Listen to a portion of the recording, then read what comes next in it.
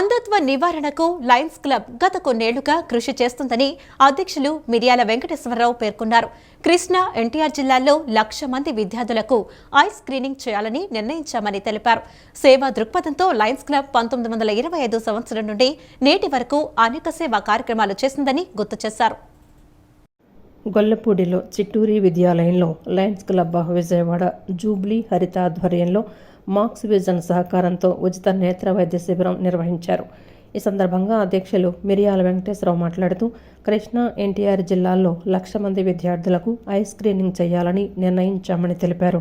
అంధత్వ నివారణకు ప్రాధాన్యత ఇస్తూ పేద విద్యార్థుల కోసం ఈ శిబిరాలను సంవత్సరం మొత్తం కొనసాగించాలని భావిస్తున్నామని అన్నారు. లయన్స్ క్లబ్ 1925 నుండి అనేక సేవా కార్యక్రమాలు చేపట్టిందని గుర్తు చేశారు.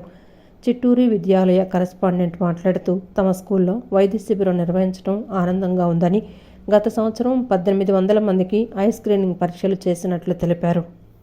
సో ఇలాగే ముందు వెళ్తూ చాలా స్కూల్స్ కవర్ చేసి పేద విద్యార్థులకి ఎవరికైతే సేవ వాళ్ళకి చేయూతని సంకల్పం. లైఫ్ మెయిన్ థీమ్ ఇది. సేవా దృక్పథం ముందుకు వెళ్ళి ఎవరికైతే కావాలో ఆ సేవని చేయడమే మా ప్రాధాన్యత మా లయన్స్ క్లబ్ తరఫు.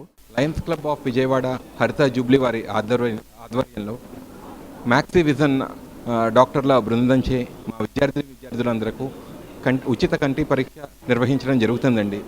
ఇది చాలా మంచి ఇనిషియేటివ్. లయన్స్ క్లబ్ వాళ్ళు తీసుకున్న మంచి సర్వీస్ ఇనిషియేటివ్. గత సంవత్సరం కూడా వారి ద్వారా ఒక 1800 మంది విద్యార్థులకు ఐ చెకప్ క్యాంప్ కండక్ట్ చేసి అవసరమైన వాళ్ళందరికీ ఉచితంగా పంపిణీ చేయడం జరిగింది.